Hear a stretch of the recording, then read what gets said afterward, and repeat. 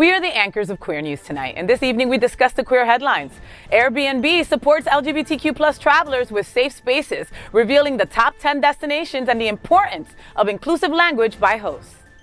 This Pride Month, HHS Secretary Becerra visited Miami Pridelines showing support for LGBTQ plus and Latino communities.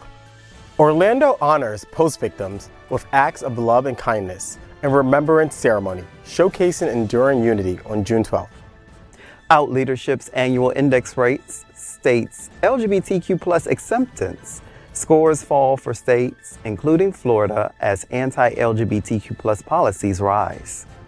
Fred Grimm left the Sentinel after 56 years. His column lamenting Florida's grim political landscape went viral.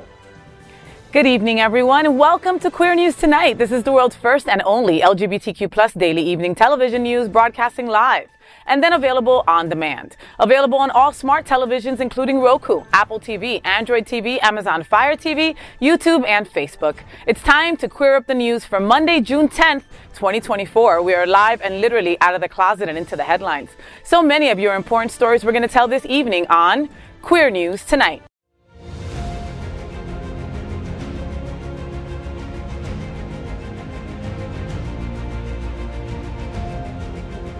This is the world's first live daily LGBTQ evening news show, literally out of the closet and into the headlines on Queer News Tonight. This is the world's first and only unedited live LGBTQ plus evening news show. Whatever happens unique in the LGBTQ plus news, you'll see it and hear it. HOTspots Magazine Happening Out Television Network is a nonprofit 501c3 media company in the same model of PBS and NPR, but designed for the LGBTQ plus community. Our mission is to support the 11 pillars of our LGBTQ plus community. We want to inform and educate the key issues of our queer culture, the Black community, Latino, lesbians and queer women, trans, students and youth, seniors, HIV and AIDS healthcare, business, social justice, and faith. Help us support our community.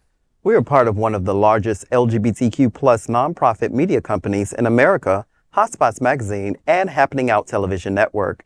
In 2024, our magazine is celebrating 40 years of the LGBTQ plus experience, and our television news, talk, and entertainment shows support our mission to educate the LGBTQ plus community and broader community. Thank you, Jamaal. You look extra sexy today, by the way. I'm just saying. Thank you, boo. All right, let's meet tonight's anchors at Queer News Tonight because we've got a hot and heavy table today, or it's going to be a good-ass show. Let's begin by meeting Dr. Edward Summers. He's the executive director of Pridelines, Miami's LGBTQ Community Center. He was also the founder and CEO of the New York-based nonprofit, The Thinkubator. Edward, so Zodiac Supper Club, Summer Solstice with Pridelines is coming up at the Standard. Tell me all about it. Yeah, so the Standard, in celebration of Pride Month, they love to do various events supporting local organizations, and this year they picked Pridelines. So basically, I'll be with about 100 and 200 people or so and doing a one-on-one interview talking about Pridelines, the importance of Pride, and what it means to people in this community, and what it means to Miami Beach and Miami-Dade County. So very excited to have this great opportunity to do this interview, and more importantly, they're raising funds for Pridelines, so it's great. Cha-ching! Listen, and it's the Standard. What a beautiful place in Miami to have this as your location. No, it's great. Love it. Make sure you join them. Yes. Next up, let's welcome Edward Zielke. From a successful career in financial marketing to his current role as the director of marketing and sponsorship for the Gay Men's Chorus of South Florida, Edward's journey is marked by accolades and achievements, so many that we would take another hour to tell you all of them. Yeah. The Gay Men's Chorus of South Florida is one of the largest and most important LGBTQ plus cultural arts organizations, and a lot of those boys are hunky too. Welcome back, Edward Zielke. How are you, Edward? I'm fantastic. We got so many great things happening with the chorus. This week we're going to be at Pride Fantasia. That's over at the venue or the Manor. And that's on Wednesday. We're going to be performing with Matthew Darren and the D-Rock Productions and stuff. And we're very excited about that. We're also going to be in the Stonewall Pride Parade as well. We're going to be marching, and you'll be seeing us there as well. We're going to be advertising our end of the year concert for Pride. It's called Pride Then, Now, and Forever. It's a multi-generational concert celebration. You'll hear songs from ABBA, the Weather Girls, Diana Ross, Cher, the Village People. So you get a little little bit of everything. So it's, pride anthems that we're celebrating and all the generations that make up the LGBTQ plus community. I love it, and I look forward to it. You know that I have to announce the parade for Stonewall Pride Parade. So when you beautiful boys are walking by, I'll be screaming and yelling. Yeah, definitely. You know that. They'll sure. appreciate that. I look forward to it. Love it. Next up, let's welcome anchor Jamaal L. Starks, aka Porcelain. Look at that skin. Look at that side view. Yes. Jamaal is the president of Impulse Group Miami. He's a sexual wellness advocate, coach, and walks as sex siren in the ballroom scene with the House of Gorgeous Gucci. Jamaal's a board member of the Legacy Builders Consultant Group. I love those people over there. They are incredible. Part of South Florida's Hold on. I know, it's hard. Fit Safe Space team. Okay, got to give it the respect that it deserves. And the Queer Yoga Club at Miami Life Center. Jamaal, so Miami Life Center is hosting the Queer Yoga Club Pride Month on June 29th. Tell me what's happening. It's our 2-year anniversary. Whoop, whoop, whoop, whoop, whoop, whoop. And shout out to Kino and Tim who run Miami Life Center. Shout out to the directors, Edgar and Joseph, who are my great friends. And with Alan and myself, we'll be having the Queer Yoga Club. We're back. And it's on Saturday the 29th at 11 a.m. I'll be doing sound bowls. Edgar will be doing meditation and also some prana yin. And also we'll have some delightful snacks and community conversation. I'm so happy, even with all the other stuff I'm doing with Legacy Builders and also Impulse Group with Stonewall Pride. I love it. Your lovely face. Oh, I love it. From the parade. From the parade waving, right? But I'm all about the Queer Yoga Club Pride Month event because I had friends that went last year and said that it was just 2 hours of amazing yoga, being able to share different walks of life and experiences and learn some wonderful things about each other. Yeah, it's literally like a we are the world sort of situation in our yoga studio. I love it. United Colors of Benetton in yoga. All right? That's right. Next up, let's welcome Harrison C. Davies. Harrison is a level 10 Google local guide whose contributions have amassed an over 600 million viewer following. Wow, Harrison. Did you leave a rating on me? I'm going to go look. Yeah, we'll check that out after. Harrison is well known in the community for using this platform to give hundreds of small businesses a voice and exposure in the greater South Florida region and beyond. Welcome back, Harrison. It's great to be Your here. second time here. How are you feeling about that? I'm feeling great. You know, it's always an honor to be here. I love the way we mix it up here. I love the opinions, and I love diving into all the stories. So, let's get to it. Yeah. We love you at the table. So I may have given you 1 star though, so just One. Oh my God. we can amend that. Don't worry. Wow. We're gonna have to boot you up the table, boy. And just like that, I won't be back again. Oh, no, yeah, I was going to say that. Folks at home, guess who's not talking today? I had a good run though. And of course, this is tonight's lead anchor, FayWhat. She is the legendary events host, television and radio personality, and the host of the FayWhat show. And you'll catch me in bed with her too on Mondays at HOTspots Happening Out. Faye, the Stonewall National Museum, Archives and Library presents The Shot Glass Heard Around the World, Stonewall Reenactment. It is on June 29th. Can you tell us what's going on, lovely lady? Listen, Marsha P. Johnson, a black transgender woman and self-identified street queen. Johnson was an HIV plus sex worker who co-founded STAR, in 1970 to help shelter gay, transgender, and gender nonconforming youth. She's credited for throwing a shot glass at the Stonewall bar mirror when requested to line up by police during a raid. Now known as the shot glass heard around the world. So where will you be when Marsha P. Johnson, played by the beautiful Kristen Lovell, throws the shot glass heard around the world at Stonewall National Museum, Archives and Library for the first ever reenactment of the Stonewall uprising that took place on that fateful night in June 1969. The reenactment will start at 4:30 p.m. All are welcome and all attendees are invited to participate as part of the crowd that gathered as they did on Christopher Street right outside the Stonewall Inn in the wee hours of the morning of June 28th, 1969. Following the reenactment, there will be a light refreshments, a bar, and tours of the Stonewall Inn Stonewall Recreation Exhibit. Join the Stonewall National Museum Archives and Library in Fort Lauderdale, June 29th. Get your free tickets at stonewallmuseum.org. Without Stonewall, there would never be a Pride. Thank you, Robert Keston, for all you do, and I will see you out there. So we are the reporters for Queer News Tonight, and this evening we begin with the queer headlines. The LGBTQ plus community in South Florida and across America is diverse. Our community across the world is vast. And here are the bullet points of the queer news for today, Monday, June 10th, 2024. First this evening, let's queer up the world view. Wilton Manors, only small city to make LGBTQ plus Airbnb travelers world's top 10 list. Airbnb, the online marketplace for short-term and long-term stays, proudly supports the LGBTQ plus community by providing safe spaces for queer travelers and hosts. Airbnb analyzed host listing and customer reviews, yielding some totally gay results for a June Pride Month announcement. They identified the top 10 LGBTQ plus destinations and found that inclusive language significantly incentivizes LGBTQ plus travelers, who constitute a large portion of leisure travelers. A study revealed that 41% of LGBTQ plus travel respondents use Airbnb, 8% higher than American leisure travelers overall. Airbnb also noted a 90% increase in hosts using inclusive language since 2017. Positive LGBTQ plus experiences were linked to inclusive language and welcoming environments. The results are now in. Based on customer reviews, Airbnb's top-rated cities for LGBTQ plus travelers include major cities: Toronto, San Diego, Puerto Vallarta, Wilton Manors, Paris, Madrid, Chicago, Seattle, New York City, and London. Fun fact, Wilton Manors is the only small city that has made it to the list of 10 best in the world for LGBTQ plus Airbnb in the current political ambiance, where conservative organizations and parties are adding fuel to the anti-LGBTQ plus rhetoric. It is refreshing to see our small city is still offering a safe place to the worldwide LGBTQ plus community. These statistics are also a reminder of how businesses can thrive if they are inclusive.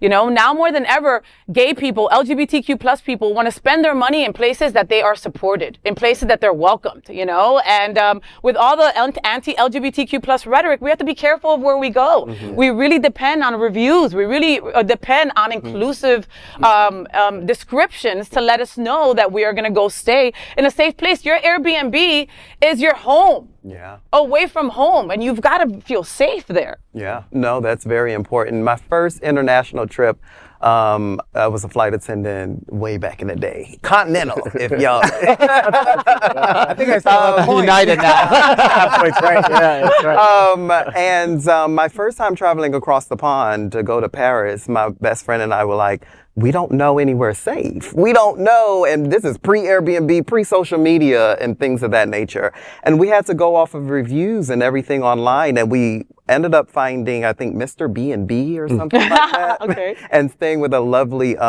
gay couple in Paris. Oh, I love it. That had started in America, and then their love affair ended up in Paris. But it was so beautiful. But we really do depend on these types of things, like you were saying. Yeah. Harrison, I'm going to ask you, because you are that top Google stars person, 6 million people are wanting to know what you have to say about their business. Well, like you know, I appreciate Jamaal bringing up, you know, the turning back the clock a little bit, and you know, although I still see that logo sometimes sitting on the side of the planes. I do not know what that was about. Branding mishap, perhaps. But anyway, back to the matter at hand. You know, 20 years ago, you know, somebody said we're going to put the biggest taxi fleet in the world together without a single cab, you know, Uber, or in this case, we're going to put the biggest overnight accommodation aspect together without a single hotel. You know, I would have been like, that's crazy, but here it is, being Airbnb in the flesh.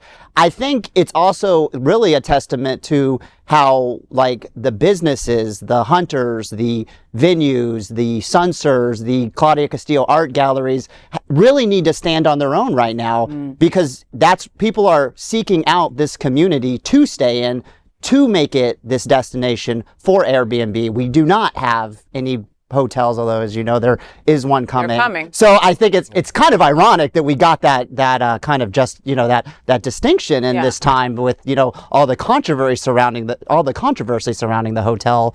But with that said, you know, I mean, it's an honor, and I think reviews, people leaving feedback, people providing imagery to give it that accreditation is what we need, and it sounds like it's been taken off pretty well. Yeah, and I've got to be happy that Wilton Manors is like the only small city in that big list of other cities. Was that what you were going to say? Yeah, no, that's no. I think we've been on the show too long. Yeah, absolutely, that's exactly what I was going to say. I was going to say Toronto, San Diego, Paris. Yeah. Like, I mean, get out of my head. I know, right? I love you. We're in very good company, that's for sure. No, but seriously, but like, these are major cities, and here you have little Wilton, right beside Miami, but Wilton gets the destination as being like a safe place. Not Miami. Miami's not on there. Miami's not on there. And I'll tell you this, working at Pridelines, we get calls or emails all the time, whether it's from people from other places or businesses who ask the question, is it safe to come there? We had TD Insurance, which is not to be confused with TD Bank. TD Bank is only in Canada. They came to Miami Beach and they had some legitimate concerns about whether they were actually going to host this major conference where they fly down 300 employees for this like stars week. They had questions about whether they were going to do it because of some of the things that they heard in the media about, impacting the trans community. So these ratings are so important. Yeah. And Little Old Wilton with all these major cities, I think is pretty amazing. Yeah. I just love it. I think it's great. And I know sometimes, some people who have questions about Wilton are there. The question is diversity. There's a lot of work to be done in Wilton. Of course. But it is a safe hub for us as a community. It is. I know I could walk there and feel safe and not. Listen, I was walking on my little pum pum shorts, and David saw me yesterday, right? You know, and I felt free to do that. Yeah. In certain communities, I may not. Going back to the South Bronx, do I do that? No, not. I think my shorts are a little bit longer usually when I'm home in the South Bronx, where I'm from. And I'm from there. But my shorts are a little bit longer. Exactly. No, but seriously, I think it's something to celebrate, something to be happy about. We do rely on these reviews to know whether a community is safe or not, whether Airbnb is safe or not. Yeah. Thank God for these reviews. I've seen a review that said that all that was in the house was Trump signs. You think I'm going to stay there? No, of course not. But that's good to know, But it's good right? to know this information. So I think that this is great for us. Zelke, I'm going to be devil's advocate on this one, though, okay? Sure. Because, I love Wilton Manors. I spend my hard-earned money there. I spend my free time there. My friends live there, right? But not a lot of my friends can afford to live there. Okay. Do these Airbnbs take away that possibility of renters, that LGBTQ plus renters living in Wilton Manors? No, I don't think so. I think, the city itself, yes, is tending to become very pricey, I think, in terms of real estate and in terms of the businesses. And you're seeing a lot of like small businesses maybe relocating to outside cities like Oakland Park and Pompano and stuff. So you are seeing that little bit of a shift. But, they're out. I know that they're moving, I think, the Pride Factory, I think, down the street. They're moving to the old Wilton Collective. So there's adjustments to be made all around. So, but I just think that it's so wonderful that we have, a device like Airbnb out there, and there's just getting more LGBTQ plus exposure for us. But yeah, I agree. Just to see it in the top 10 of anything, just let alone cities like New York and Paris, and it's just fantastic. So it just speaks well of who we are as leaders in this community, especially because I live in Wilton Manors. So it's personal for me because I've been here 13 years and I've seen such a progress in like leadership and people stepping up and just coming even out of the pandemic too. I think there was a new charge with all of it. So I love that. Sorry, go ahead, Jamaal. I wanted to make mention of Wilton Manors being there, but also I've been seeing the spread of not only the acceptance of LGBTQ plus activity, but Oakland Park Pride, this last one, I was blown away. And I was just so happy to see the spread up Dixie Highway. And even with, when you search Airbnb and you find that little map and you find Wilton Manors or you find little communities, you also find other communities that are more accepting as well because of the example that's being set right down the street. I think this also draws attention to just the Fort Lauderdale area, our little bubble here, you know? Yeah.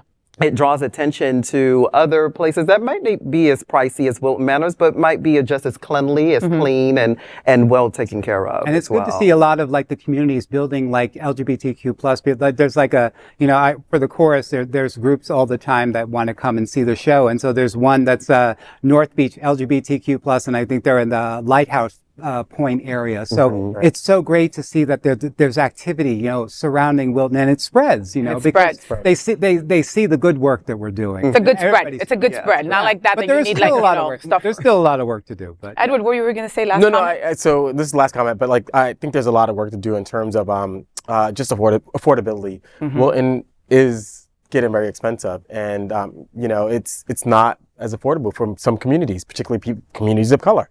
The trans community, it's very, very, very expensive. And I think that if we're to maintain Wilton as this gay hub, that's something that the municipality has to look at, is housing affordability. And maybe it's the role of the housing municipality to develop affordable units to make it affordable, and also to make it continue to be gay. Because what tends to happen, and this is study after study, we look at New York, we look at some of the major cities, the gays move to a community, they make it nice and beautiful, and guess what happens? No offense against you straights out there, you come in and you gentrify and displace the community. And so we, I love this destination, but I think you brought up a real issue, Faye, the fact that, the municipality really does have to look at this if it's to maintain its place, with these 10 major cities. Completely. Very true.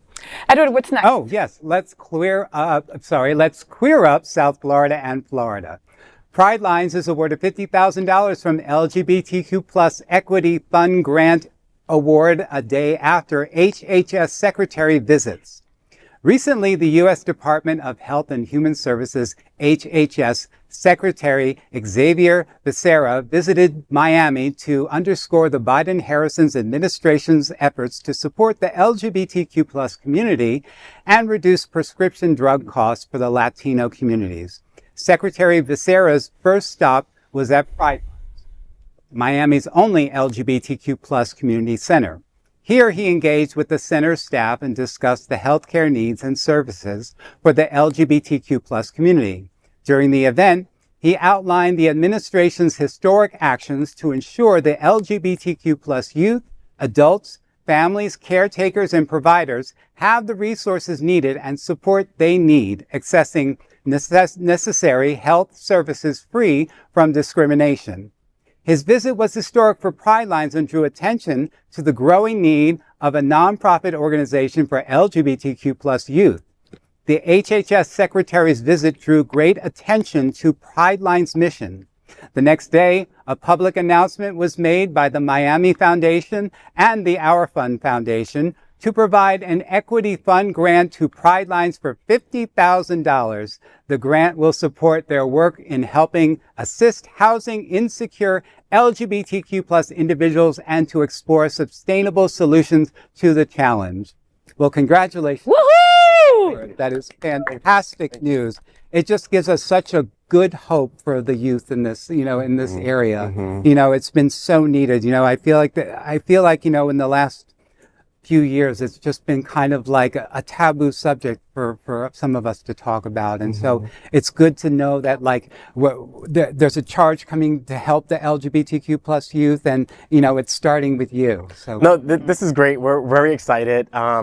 This story has two parts to it, right? So the secretary's visit, and what was really important about that visit was a greater attention to healthcare access and access for things like PrEP and PEP and antiviral HIV medications, and that was really, really critical. What the story, what we should have said about in this story was that the fact that the secretary met with a group of individuals who are long-term survivors of HIV and who have been living with and who have been major clients and supporters of Pridelines. He had a very intimate conversation with them. It was great. It was lively. Our long-term survivors, they're very boisterous, and they'll tell it just like it is. Wow. And so I wasn't even in the room. Literally, it was their support group and the secretary. And the secretary came out saying, you got a great grouping. Like they had no problem. They had no qualms telling him how it is. No. And it was great because I didn't realize that, but we've been in the spotlight with the Biden administration because of a friend of ours, so it's been great to hear that they've been talking about Pridelines in the Biden administration. So not just him, but even the VP. So wow. So it's Kamala Harris is thinking about you, Edward. Kamala Harris so is thinking. Great, but more importantly, I'm glad that the group of long-term survivors got the opportunity to express their opinions and perspectives about the healthcare system and the role that Pridelines has played in supporting them through their journey. Pridelines has been with these individuals for 10 plus years, supporting them and just providing wraparound services to them and providing, more importantly, a space for them to connect with each other. And so that was huge for the secretary. He was blown away, really loved it. And another part of that visit is that Pridelines just launched April 1st, our PrEP initiative, where we're giving out PrEP and PEP. And one of the things that we're focused on doing is making sure that places like Liberty City have access to important medications, because Liberty City is ground zero to new infection rates. Well, can I ask you that? So I have a couple of questions on this story. First of all, what is an equity fund grant? So equity fund. So this is a grant that, so the task force actually, I don't know, maybe 10, 15 years ago, the task force, when they took over the winter party, they decided that they, in taking over the winter party, that they had to keep money here in Miami. And so the way in which they were keeping money in Miami, they were going to give it to the Miami Foundation and now the Our Fund to manage. Okay. And so basically that's a way, because in the past, the winter party was done by, I believe, Care Resources. So all the money was staying here locally. So when folks negotiated with the National LGBTQ Task Force, they negotiated that all the money, like the majority of the money still had to stay here in the community. So the Miami Foundation has a bulk of money that's focused on helping LGBTQ organizations here with various initiatives. And so this particular equity fund is because of our work that we've been doing in housing insecurity, helping people, particularly not just young people, but all individuals in our spectrum, LGBTQ spectrum, with housing. And so, but this allows us to explore further partnerships and potentially leverage this for other opportunities. And hire some more people. So, did you know when Xavier Becerra was there Tuesday that he was that money was gonna be sent to you Wednesday? No. So my birthday was Monday, and so my birthday was last Monday, and literally last week was like I had a lot of gifts last week. So Becerra come in, which we didn't know was, you know, with these major cabinet visits, you never know if it's actually going to happen until the day of, and so it actually happened. And then you know, I had a conversation with Becerra too about some grant funding as well, and he's so supportive of Pridelines. But then the next day, this 50,000 came, which was like, I didn't even expect it. Honestly, it was not. I didn't even know I was nominated. No, we didn't. No, honestly, we did. They love me. They really love me. We didn't. And like I believe like our role is just to sit back and do our work, right, and do it quietly and work with others. And so we just did not expect this, and to wake up like at 8 o'clock in the morning to this was like, holy crap. Yeah. It was amazing. Yeah. How does this make you feel, Jay? Just because I mean, you know, you're part of Viv and everything that they do, you know, and like, Pridelines has been is a visceral part of my of your upbringing. Of my upbringing. Like I am Miami. Like Pridelines is something that has been attached to me for years. And this warms my heart, especially when you said housing insecurity, because that's what everybody knows me knows. I talk about this all the time. Like, if we had adequate housing, then a lot of things would be taken care of, especially amongst Black and marginalized LGBTQ folks. So I'm just so happy. So Jane, you know, quite frankly, and I don't want to make this a sour moment, but I always have to talk about this because me and a lot of my colleagues were impacted by this. But about 2 months ago, we lost a trans individual on Miami Beach, and she was someone who trusted Pridelines, and she didn't want to work with any other organization but Pridelines, and she would be at our Miami Beach location all the time, and she was tragically killed because she was sleeping outside of the Miami Ballet, and you know, again, I don't want to play God, I don't want to predict, but had we had adequate housing, any organization, not just Pridelines, any adequate housing for LGBTQ individuals, any housing, any housing, not even adequate, any housing for LGBTQ individuals, this could have been, you know, and so, yeah, it's my mission. It is really my mission to try to prevent that, and I'm going to do everything I can, maybe starting with youth, maybe announcement soon, who knows, and then going on to elder, you know, who are not youth. But this is my mission at Pridelines to do something about this. I don't want this to happen again. I got to tell you that everybody here at Queer News Tonight and the Happening Out Television Network can't be prouder of you for everything that you've done in less than a year. We're all blown away. When you set your minds to something, Edward, you get it effing done. All right? And you put your blood, sweat, and tears, everything. You didn't even mention your freaking birthday, okay? That is how like overwhelmed he was the last couple of weeks getting things done, you know, and that is who he is. You know, I always tell the story story about Edward being super happy about a shower being put in his facility. This fool, you would have thought he was going to Disney, right? He was like, oh my God, Faye, I am so happy. It finally happened today. I'm like, what? Did you finally get a boyfriend? What happened? We got showers! And I was, yeah. You know, but this is the kind of person he is, you know? So we love you. We're super proud of you. We can only imagine what's next. And you are worthy. Always, you have to remember that. You are worthy. Your birthday came and blessings came, and you guys are worthy. You are worthy. Despite what's going on, you are worthy. Yep, and your worthy self, tell us what the next story is. Absolutely. Next, let's queer up social justice. Orlando gathers for post-tragedy Remembrance on June 12th. This week is a solemn date on the LGBTQ plus calendar that every queer person knows June 12th. Following the post-tragedy in 2016, the Orlando community came together under the banner of Orlando United. Now, almost 8 years later, this spirit of unity endures as the community continues to honor and remember the 49 individuals lost, their families, the survivors, and all those directly impacted. On June 12th, a day of remembrance will feature 2 significant events. The day begins with the 49 Bells ceremony at the First United Methodist Church of Orlando. This ceremony, part of the Acts of Love and Kindness movement by One Orlando Alliance, involves the tolling of bells to inspire volunteerism and support through acts of love and kindness, reflecting the generous spirit witnessed in the aftermath of the tragedy. The annual Remembrance ceremony will take place in the evening at the Dr. Phillips Center for the Performing Arts, hosted by the City of Orlando. This ceremony will bring together community leaders, first responders, and the families of the victims and survivors to honor the 49 angels taken and all those impacted by the tragedy. Admission to the Remembrance ceremony is free, but tickets are required for attendance. This annual event serves as a poignant reminder of the enduring strength and unity of the Orlando community. Further details are available on postorlando.org. This is I'm glad that Orlando has come together to honor the victims. We're talking 49 members of our community, 49 brothers, sisters, friends, lovers who tragically lost their lives because of hate. And so we should always remember those individuals. So I'm so glad that this is happening in Orlando. Actually at Pridelines this Wednesday as well, in honor of the Pulse victims, we'll do a mural unveiling on the side of our building. We have a local artist who did a mural in honor of the 49 victims. We have a couple of families who live here in Miami who lost their loved ones who will be at this ceremony as well. It'll be between 6 and 8. We'll do the unveiling, we'll have a whole ceremony, some spoken word, and then we'll have a reception afterwards.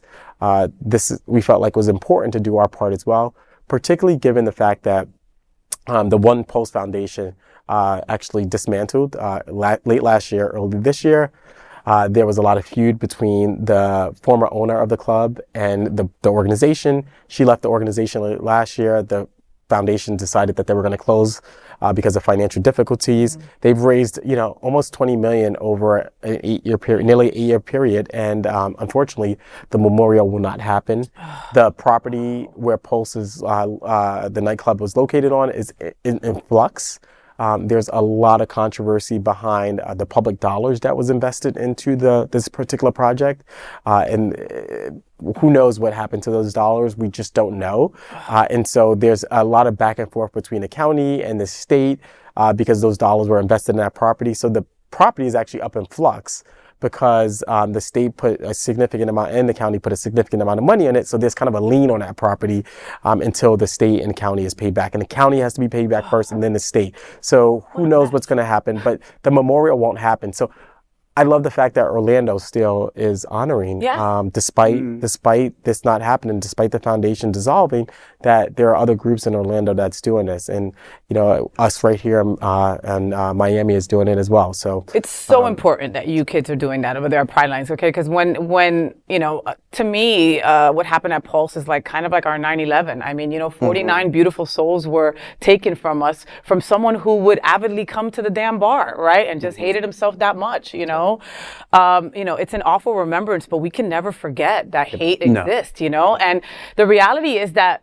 freaking Orlando's 3 hours away. Like, you know, like that's just part of like a shred of growing up here and living here, that you live down here and it's like, oh, I can just go to Orlando this weekend. Not a big deal. It could be a Disney weekend, blah, blah, blah, you know?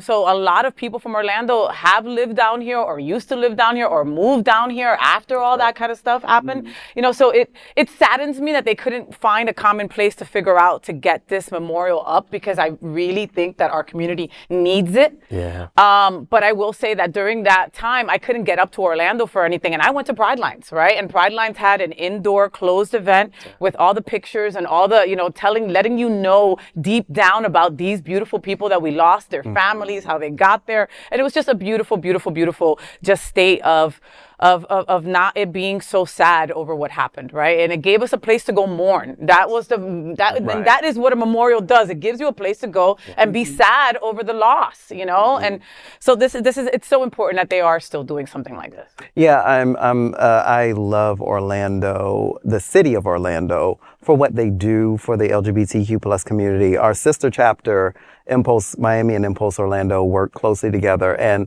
part of your story was a part of my story with this. A group of friends was going that night to go to Pulse that night. And I was in the bed, and like I usually am. And some of them chose not to. Literally that night. Yeah. So I hopped on a plane literally the next morning and went to the memorial in downtown Orlando. And I'm happy that the tradition has continued. I'm happy that they still hold a space for the LGBTQ plus community, especially their Pride. If you've ever seen their Pride, they shut down the entire city. Everything is gay. Everything is gay. So I really love that Orlando still holds position and holds space for us there, despite what's going on with the other organizations. Yeah. Harrison, what does that make you feel when you're thinking about this memorial? Honestly, it makes me think of a couple stories, but I'm just going to share one out of, I have a lot I could say on this, but just, as a regular, one of those Disney, Orlando, Universal people, I did enjoy Pulse during my college years. So I remember it very well. It was a great place, a lot of community. I was actually living in, although I'm native to Miami, I've moved around a little bit to, get a little real world experience. I was in College Station, Texas, of all places, which is the hometown of Texas A&M when this happened. And I'm like, well, there's nobody I'm going to be able to talk to about this. This is a tragedy. I feel kind of helpless being so far away. Yeah. But this community, which is very, very conservative community, they rallied. They had this huge gathering in one of the huge auditoriums on campus, and it was standing room only. Wow.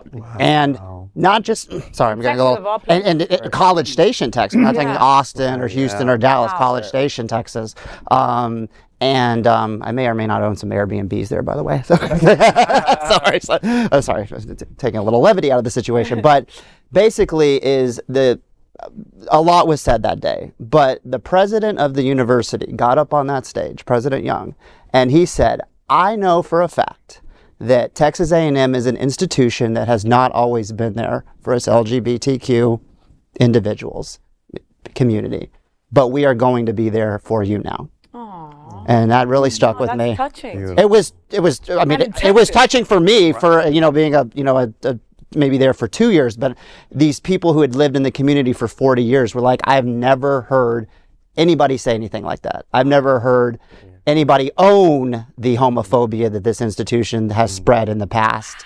I think Texas A&M was listed as like least gay friendly university in the entire country or something. Sorry. Yeah, go ahead. Question. No, I think the big thing is that, what Pulse reveals is that it could happen to anyone. Yeah. It's a club, right? So despite Takeout being LGBT, it was a club. How many clubs are we all always at, with that many people? So it could be anyone. It could be, that straight club that your kid is going to, right? And so I think that's what you think you're in a safe place and you're not. You never know. You just never know. I kind of like the Aurora, Colorado movie theater shooting, that I not to draw but like no, you're right. Here you are just watching, enjoying The Dark Knight Rises, and it's scary, but I think it's important to learn from it. Yeah, and remember. Learn and remember. Where are you at on all this? I have it resonates with me, the this type of violence. You know, I've been through many things myself. I've also been through 9/11. I've also,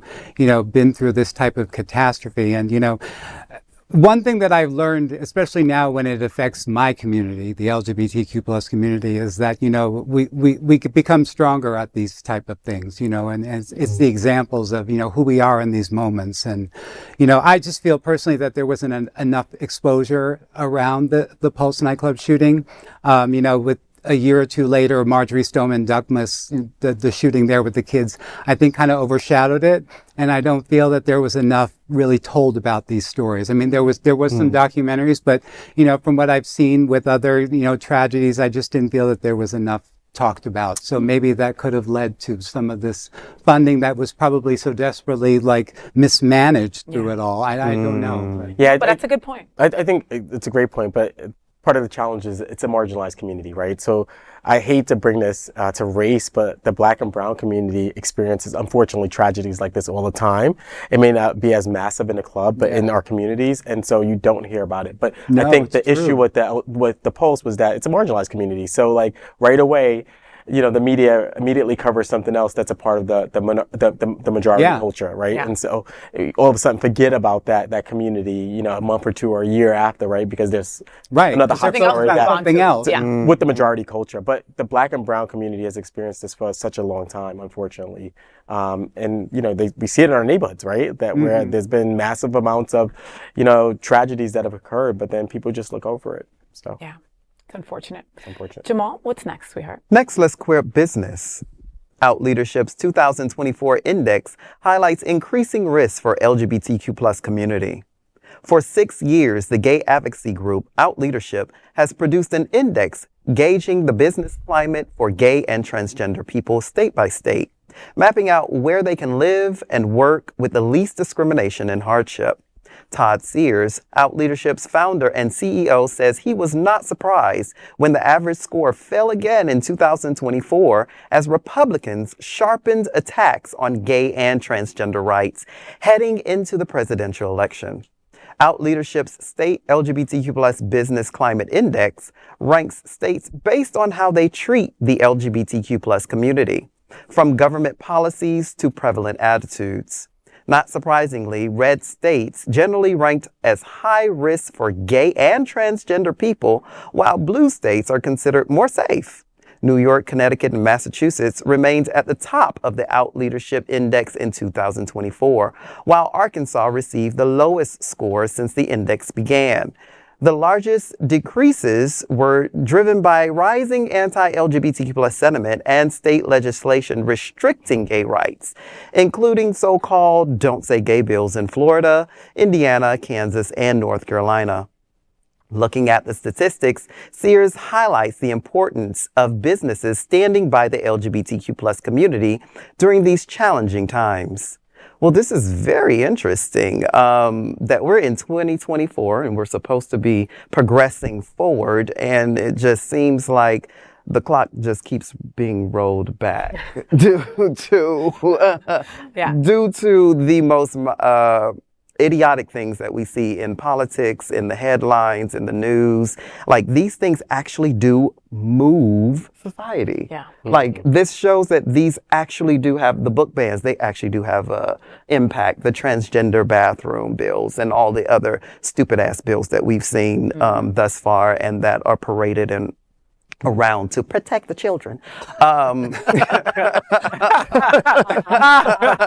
We see that they do have an impact from this survey. They do. And it's just fortunate that we live in this bubble over here in South Florida. Well, and it's like, and how do we navigate like around that? We just did a story 2 stories ago about Airbnbs and being safe in certain places and Wilton Manors being in the top 10. You know, the reality is that if you can work, eat, and sleep in Wilton Manors and go nowhere else, there's a high probability that you'll be okay, you know? But that's not the case everywhere else, you know? Certain organizations put out, you know, travel bans to Florida that hurt a lot of our businesses here, you know, telling people that it wasn't safe because of the target on the transgender community's back. Yeah. you know? And to pick up to your point, Faye, I hate when my friends say, "Oh, I'm banning Florida. I'm not going to Florida because of the governor." That's no way to fight the fight, right? Mm-mm. That's no way to help us who actually live here. And I'm always reminded of Nelson Mandela and the ANC when they were fighting in South Africa against apartheid. They had originally left South Africa, right, because they were being hunted by the apartheid government, and they were being jailed, and so a lot of them left. But what they quickly realized was that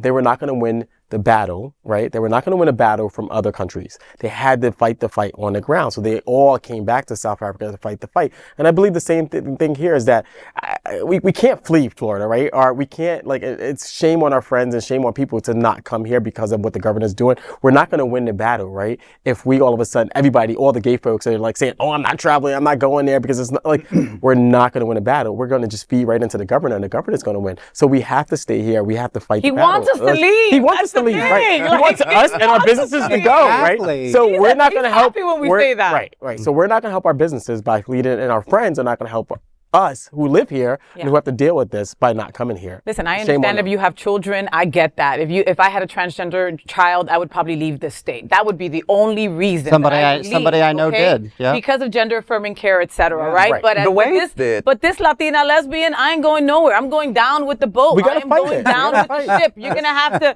take those palm trees from my lesbian hands. I'm not. You will not take me out. There is no way. And I know people like Edward are gonna stick it out just like I am. There's just no way. Yeah, because we need y'all to be on this newscast for people in Arkansas who's low on the list. That's right. To see that gay people actually exist. Good Lord. I've been to Arkansas. I've been to Little Rock, and I've been to Fayetteville, where it's the home of Walmart. And it's... I need to pick up soap and a gun. Let's go to Walmart. Just about. Next, let's queer up South Florida and Florida. Fred Grimm's last column in Sentinel calls Florida a gay-bashing authoritarian dystopia. Longtime South Florida columnist Fred Grimm has written his final piece for this week for the Sentinel after 56 years on the job. In his farewell column, he reflects on a career covering a range of tragedies, from natural disasters and KKK rallies to mass murders and drug wars. However, he claims that nothing compares to the current toxic atmosphere in Florida. Grimm's lead reads, quote, "Not that it hasn't been fun chronicling Florida's descent into a waterlogged, python-infested, uninsurable, hurricane-pummeled, book-banning, gay-bashing, authoritarian dystopia, but I'm out of here," end quote. Throughout the piece, Grimm oscillates between sober observation and caustic cynicism, hallmark traits of his style. He recalls that while photographers received bulletproof vests, reporters were given skinny notebooks and Bic pens to protect themselves. This minimalist armor sufficed for decades until the political climate shifted with the elections of Donald Trump and Ron Don't Say Gay DeSantis. The rise of a homophobic right wing led Grimm to reassess his career. At 76, Grimm has chosen to retire. Talking about the current political environment and the status of news media, Grimm says that nowadays, when journalists expose the unseemly actions of Donald Trump and Ron DeSantis, their campaigns turned the revelation into a fundraiser, making Grimm wonder if he was inadvertently working for the DeSantis campaign.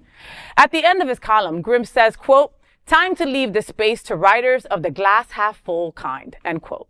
This column has since gone viral, garnering attention from outlets like Fox News. Wow. Okay. So Grimm, 56 years doing this incredible job of being able to, experience and write his feelings about horrible things like mass murders and KKK things. And the one thing that broke his back, the one straw that broke the camel's back, was how our community's being treated. Basically, it was like, I can't do this anymore. It's time, and he has seen it all, folks. I mean, this gentleman has seen it all. And for it to come to this point and where he's like, wow, you know what? This community is being attacked at all sides. This doesn't even make any sense anymore. I don't know what I'm writing these days. It's not where it was 56 years ago, and I'm out. Yeah, time to retire. Time to be out. Sad. But he deserves his rest too.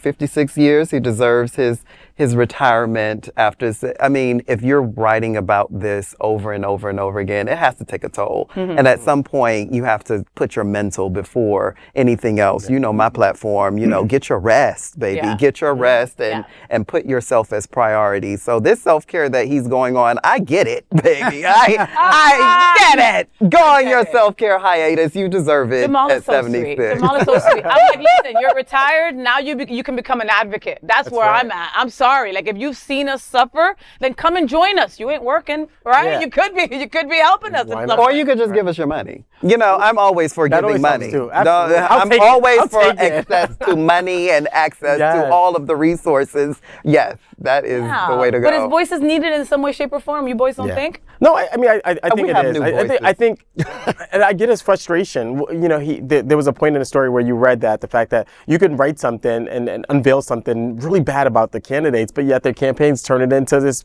major fundraiser. And wait, people actually donate millions of dollars to these people. Look, I mean, think about this. And I know we're talking in regards to our community, but look at Donald Trump. He got indicted, and then they turned around. Well, he got charged. He was found guilty. 34 times. And $80 million in 24 hours or 72 hours. I can't remember. $80 million. This homophobic, discriminatory. Anyhow. Where does the responsibility of like the news to feed into these ill-informed people, let's just call it the PC thing, that, you know, every time they put so much time and attention on these, you know, clickbaited type of stories, that the people clicking on it will open their wallets. Social media has thrown out responsibility and accountability. I don't know if that is like we're in the age of information. We're in the age of information, but as far as discernment goes, of course, ill-informed people don't have discernment when it comes down to information. So it is just whatever goes. So you have to just watch out for, or you have to educate yourself and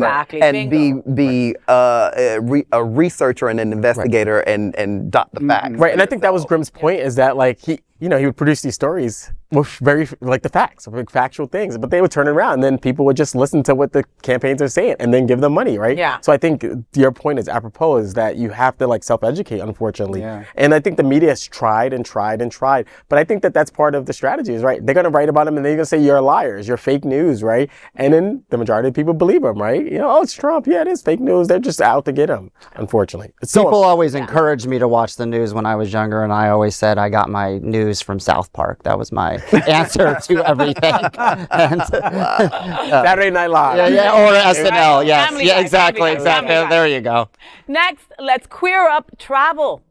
Visit Lauderdale celebrates Pride Month with festivities and support for LGBTQ+ community. Rainbows take center stage in June as Visit Lauderdale invites you all to celebrate Pride. Greater Fort Lauderdale hosts beach parties, river parties, and family-friendly activities and supports small LGBTQ+ businesses. Highlights include the Gayborhood, Wilton Manors, and the Stonewall Pride Festival and Parade on June 15th.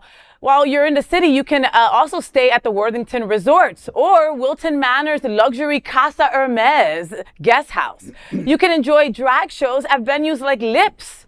Pride events in June also feature Women's Press Play Weekend. Also features Flockfest.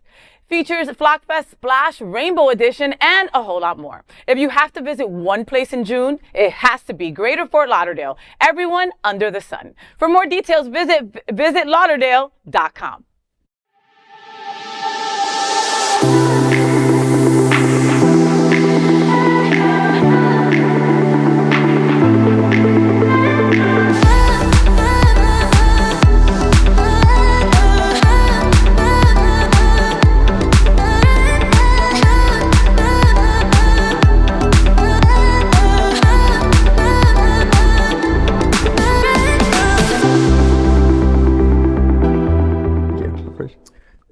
Next, we are proud of our special partnership with Sunshine Cathedral, the world's largest queer church here in Fort Lauderdale.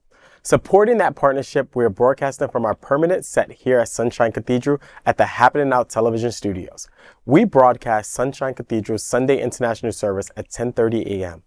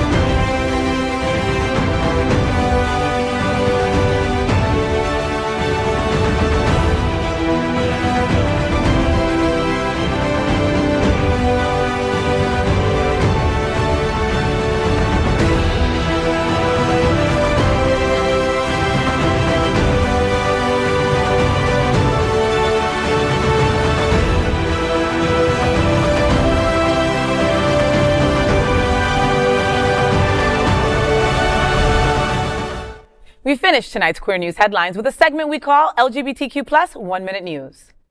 LGBTQ Plus 1 Minute News. Let's queer up gay culture. Celebrate July 4th with HOTspots Happening Out's fireworks cruise. HOTspots Happening Out's July 4th LGBTQ Plus fireworks cruise will take place aboard the yacht Musette. Boarding begins at 6 p.m. to 7:15 p.m. with a return at 10:30 p.m. The event features a cash bar and free light appetizers. The fireworks cruise celebrates America's 248th birthday. The cruise on Fort Lauderdale's New River will move to the Intercoastal Waterway for Fort Lauderdale's giant fireworks show. There will be an onboard entertainment, and the 2023 cruise was a complete sellout. This is a very rare LGBTQ plus July 4th fireworks cruise, and the only one in Florida. Tickets are $45 until June 30th and $60 starting July 1st, if available. Further details are available on hotspotsmagazine.com. Fantastic. I love the fact that we can have a little bit of, firework LGBTQ plus, as part of the American celebration, because we are part of America, so good for us. Right? And it's a good ass party too. I went there last year and it sold out, and they had drag, they had go-go dancers, they had light bites, they had great music, but there is no better place to see the fireworks than from the Intercoastal. Yeah. Like that is where you need to see the fireworks from. I had never seen it from a boat before, and that was just it's there, it's on you. It's wow, it's incredible. It really is. Looks great. It's going to sell out for sure. Ed, what's next? 55 years of celebrating our LGBTQ history, from the 1969 Stonewall riots to the 2024 Stonewall Parade. These are the stories of Stonewall Pride. Memorial Health System talks LGBTQ plus health and Stonewall Pride. Since its inception in 1953, Memorial has delivered high-quality healthcare services to South Florida residents.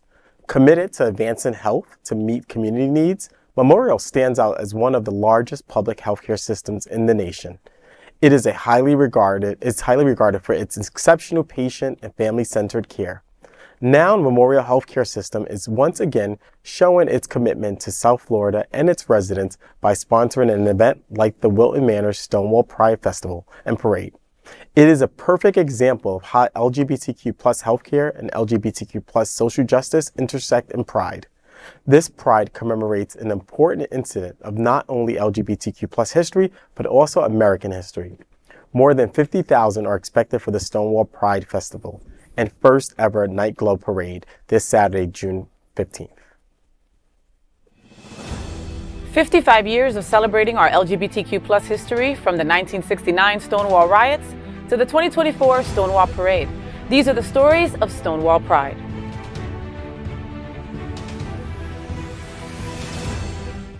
Getting ready for a cashless Wilton Manors Stonewall Pride Parade and Festival. Yes, we are. There's something new at this year's Stonewall Pride Parade and Festival. The famous Wilton Drive will close for Stonewall Pride, and entry on June 15th is a cashless event. No dinero. You are encouraged to save time and pre-purchase your Wilton Manors Stonewall Pride wristband at stonewallpride.lgbt. Both general and VIP admission can be reserved with pre-sale tickets. No matter which event you want to be part of, cashless entry is possible. Be it the Women's Lounge presented by State Farm, or the Black Excellence Lounge presented by Crown and Anchor and Anthony Wynn Entertainment, or the Glow Night Parade. Tickets are $3 higher on the day of the event, but are still cashless purchases at Wilton Drive entry points. More than 50,000 celebrants are expected, and it promises to be the LGBTQ plus event of the year, with 9 stages in South Florida's first ever LGBTQ plus night parade. LGBTQ plus 1 Minute News. Let's queer up gay culture. Equal Pride celebrates Pride Month with star-studded NYC event featuring Miss Bouvier. Equal Pride, parent company of Out and The Advocate, kicked off Pride Month with a celebration at Somewhere, Nowhere, NYC. It was hosted by ABC's Sam Champion and RuPaul's Nina West. Champion conducted a short Q&A with the cover stars of these magazines, and West led a margarita toast of Jonathan Groff and Wayne Brady. The event featured a DJ and a violinist playing covers of hit songs. Guests also enjoyed a rooftop photography by Matt Moniff. Among the Broadway guests attending the event was South Florida's very own Miss Bouvier. She told Queer News, quote, "It was such an honor and a privilege to be in that room, in that city, and in the magazine that I have worshipped and respected for years. It definitely set a prideful tone for me for the month, nay, year," end quote. That set a special tone for me, too. I'm happy for her. I'm happy to have representation from South Florida up in an NYC event as dazzling as this one. Right. I saw her pictures on social media and they were just incredible. And again, representation to see that our Wilton girl is up there representing us. Right. And the tatted violinist was with her. I love Marcos Acox. Right. And it's just a wonderful thing because he had just become a U.S. citizen the day before. And he got to be there and play these incredible songs with Miss Bouvier with the Statue of Liberty behind him. Like, it doesn't get any better than that. Right. I love this story. She's fantastic. Like I just love her, and no better representation than her to be representing us here in South Florida, New York, in that big city. So I love it. From somebody who also knows Miss Bouvier on a personal level, when she did that live video, you know, she didn't really tell anyone where she was going. She just popped up there. She goes, "By the way, special announcement," and the overwhelming positivity and appreciation that people showed there, it just really resonated with me and many others. For sure. Yeah. Yes. Yeah. I look forward to meeting Miss Bouvier. I've heard a lot about her in Wilton Manors, and I haven't had the pleasure yet of seeing her show. But you know, I hear a lot of great talk, and hopefully, I think she's performing at Pride Fantasia, if I'm not mistaken. Matthew Darren loves him some Miss Bouvier, so I wouldn't be surprised. So if she's a part of it. I'll have to make a beeline over to the Bouvier department. You know, Matthew Darren has a way of making all his friends work for him, right? So everybody and the thing is that Matthew Darren only has talented friends, right? So basically everybody, all his friends are part of that. I got to make that connection because you need to meet Miss Bouvier. Yes, I'll be there, so definitely I'll make that happen. LGBTQ plus 1 minute news, that's Queer Up Entertainment. Doctor Who kisses Jonathan Groff and history is made after 61 years and 880 episodes. In this week's Doctor Who episode, Rogue, Gatwa and Jonathan Groff share a passionate kiss, marking the Time Lord's first fully fledged gay male romance. There was no press release or advance warning to fans that the scene had been filmed.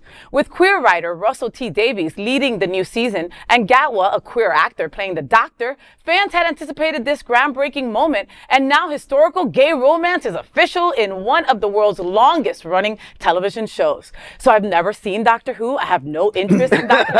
I've never watched Doctor Who. But one of my favorite drag queens, Jinx Monsoon, is on it now. So I am going to watch it. And for this queer kiss, for sure. I'm on it. I tried. Because we did the story about Jinx Monsoon a few weeks back. So I was like, oh, what is this? Oh, handsome Shooty Gatwa. He is so sexy. So I was like, oh, I'm going to watch. And you haven't yet. No, I didn't. Okay. We were on that same show. We were. Yeah, I did the same thing, but it felt. I found that there was no press about it. You know, that they just kind of made it just like as though it was just a regular story that you're watching. Because it is. And I love that. Exactly. That's the way it should be. That's what's so beautiful about it is that, you know, it's just basically the norm in society now. And it's so great to see vehicles like that have been on TV for such a long time now just doing that. And Disney has been doing that in a lot of their programming lately. It's just queer, they, non-binary, anything of the marginalized is just put on there. There's no press, there's no pomp and circumstance. It's just making it feel more normalized, which is that's what we want. What it should be, I can't believe, I think it was like a Marvel show or something like that where they had the trans flag like on the wall of the kids' room. You know what I mean? Something so little. You don't have to do much for us. You wear a pride flag on your lapel and we're like, ooh, you're loving us. We don't need a lot. Exactly. You know? That's right. For me, it's the Chucky TV series, the way they've spinned into that. I guess Chucky's gay? No, Chucky is a huge ally. That's all I can say. Oh, I love that. Yes. I would totally watch it if it wasn't like disgusting and gore and you killed people and gave me trauma about my childhood. The things you learn here at Queer News Right? Tonight. Wow. Well, I guess that is it today for LGBTQ plus community on the world's first and only daily LGBTQ plus evening show. If our community is important to you, share this news with your friends and family. Are you, like most of America, part of our very large television audience watching this live LGBTQ plus news broadcast right now on Roku, Apple TV, Android TV, and Amazon Fire TV? Queer News Tonight is the only live LGBTQ plus digital television show in the world that is out of the closet and into the headlines. We need your support. If our community is to grow, we must tell our stories and bring them to the attention of the broader world. This is the only place in the world that tells these types of LGBTQ plus stories in motion and sound. That is the passion of HOTspots Magazine, Happening Out Television Network, and Queer News Tonight. I'm your anchor, FayWhat, and on behalf of these LGBTQ plus reporters, the anchors of Queer News Tonight, including Dr. Edward Summers, Otto Zielke, Jamaal L. Starks, and Harrison C. Davies, we will see you daily at 8 p.m. And to our LGBTQ plus world, we wish you good night.